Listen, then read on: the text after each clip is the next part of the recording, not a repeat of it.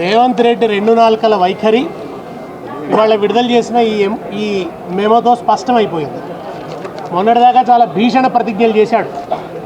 టికెట్ల పెంపుదల ఉండదు, రేట్ల పెంపుదల ఉండదు అని చెప్పి భీషణ ప్రతిజ్ఞ చేశారు కోమటిరెడ్డి వెంకటరెడ్డి గారు, సినిమాటోగ్రఫీ శాఖ మంత్రి గారు. మరి వాళ్ళ వెంకటరెడ్డి గారు ఏ కలుగులో దాక్కున్నారు? ఆయన వచ్చి ఇప్పుడు వివరణ ఇవ్వాలి కదా. ఎందుకు గేమ్ చేంజర్ సినిమా విషయానికి వచ్చేటప్పటికీ మీరు రేట్ల పెంపుదలకు ఎందుకు అవకాశం ఇచ్చారు, ఎందుకు ఈ మెమో జారీ చేశారు, ఆయన ఒక్కడికి ప్రత్యేకమైన ప్రివిలేజ్ ఏమిటి, ఎవరికి ప్రివిలేజ్లు ఉండవు అని అసెంబ్లీలో ప్రకటించారు గౌరవ ముఖ్యమంత్రి గారు.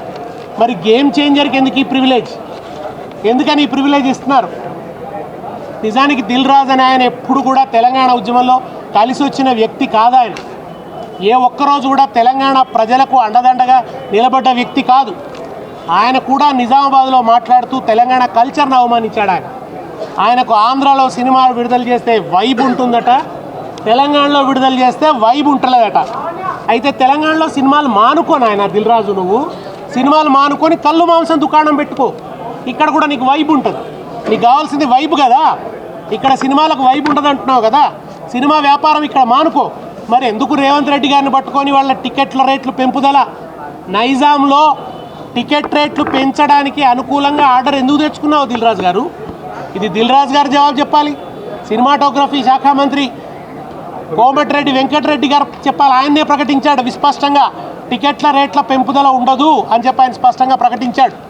కనుక మీరు రెండు నాలుకల ధోరణి, ఒకరి పట్ల ఒక న్యాయం, ఇంకొకరి పట్ల ఇంకో న్యాయం. ఒకవైపు పేద ప్రజల జేబులు లూటీ చేయొద్దు అన్నాడు రేవంత్ రెడ్డి, సినిమాలు విడుదలైతే టికెట్ల రేట్లు పెంచి జేబులు లూటీ చేయొద్దని మాట్లాడారు, పేద ప్రజలు నష్టపోతున్నారని మాట్లాడారు. ఇన్ని మాటలు మాట్లాడి ఎందుకు ఇప్పుడు నాలుక మరలేసినారు అంటే, ఈయన పూటకొక మాట మాట్లాడతాడు, ఒక్కో సందర్భంలో ఒక్కో మాట మాట్లాడతాడు. ఈయనకి దేని మీద కూడా ఒక స్టాండ్ అంటూ ఉండదు. నిజాయితీ లేని మంత్రి అనడానికి ఇంతకంటే పెద్ద సాక్ష్యం అవసరం లేదు.